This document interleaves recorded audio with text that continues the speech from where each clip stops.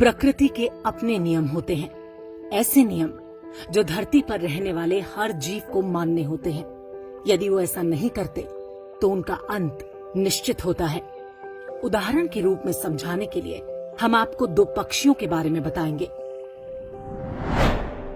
सबसे पहले बात करते हैं डोडो नाम के पक्षी की। ये मॉरिशस और हिंद महासागर के कुछ अन्य द्वीपों पर पाए जाते हैं। ये वो द्वीप हैं जिन पर मनुष्यों की बसावट कुछ 100 वर्ष पहले ही हुई।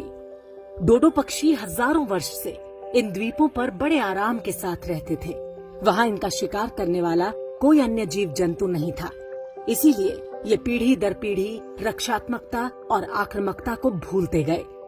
द्वीपों पर ही उन्हें भरपूर खाना मिलता था, इसलिए चिंता की कोई बात नहीं थी। प्रकृति ने मूल रूप से उन्हें तीव्र गति से भागने और उड़ने के गुण दिए थे, लेकिन इसकी कोई आवश्यकता ही नहीं पड़ती थी। धीरे धीरे इनके पैरों की हड्डियां नर्म होती चली गईं।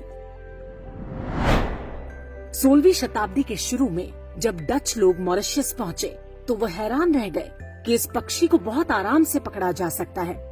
खतरा सामने देखकर भी वो स्वयं को बचाने की कोशिश नहीं करते। डच लोग अपने साथ कुत्ते और चूहे इत्यादि भी लेकर गए थे। कुत्तों ने भी इनका शिकार करना शुरू कर दिया, चूहों ने इनके अंडे खाने शुरू कर दिए।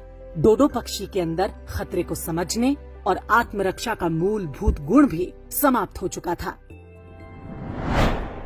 परिणाम ये हुआ कि कुछ ही वर्षों में डोडो पक्षी धरती से पूरी तरह से विलुप्त हो गया। आज इस पक्षी के सिर्फ 2 ममी बनाकर रखे गए हैं। एक ब्रिटेन के रॉयल म्यूजियम में है तो दूसरा मॉरिशस यूनिवर्सिटी में। अब बात दूसरे पक्षी की, जिसका नाम है केसोवरी। ये पक्षी ऑस्ट्रेलिया और न्यूजीलैंड से लगे द्वीप समूहों और कैरेबियन सागर के द्वीपों पर रहता है।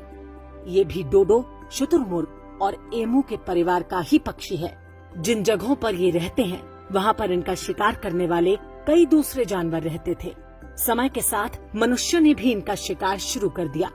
परिणाम ये हुआ केसोवरी पक्षी ने पीढ़ी दर पीढ़ी अपने अंदर आक्रामकता और आत्मरक्षा के गुण विकसित कर लिए।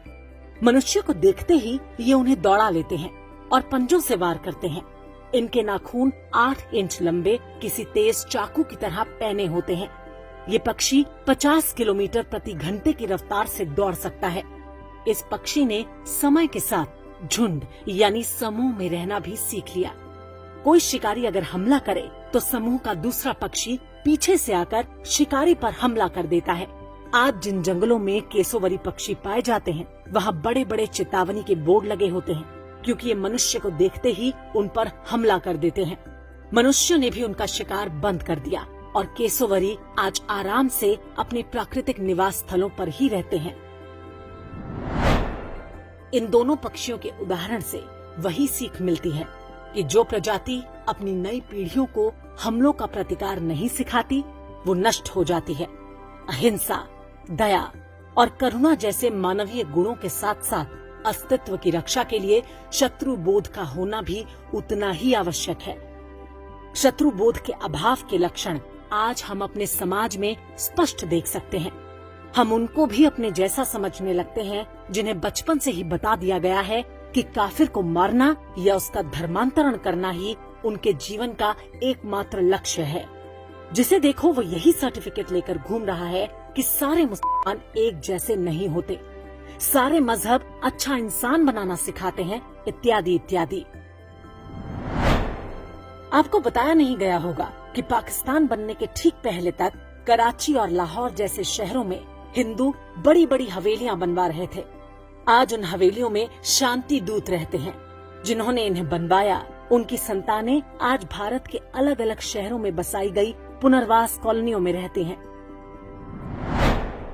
कश्मीर में पंडितों ने भी बड़ी बड़ी हवेलियां बनवाई थी। आज उन हवेलियों में भी शांति दूत रहते हैं। केरल के कासरगोड सहित कुछ जिलों में हिंदुओं की हवेलियां अब मजहब विशेष के काम आ रही हैं। लगभग यही स्थिति बंगाल की है। हिंदुओं की बड़ी जनसंख्या आज डोडो पक्षी बनी हुई है।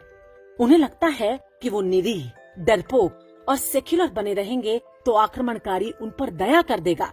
वो अपने बच्चों को आत्मरक्षा के मूल प्राकृतिक गुणों से भी वंचित कर रहे हैं। लेकिन ये भूल जाते हैं कि जो प्रजाति अपनी रक्षा स्वयं नहीं कर सकती, प्रकृति कभी उनका शोक भी नहीं मनाती।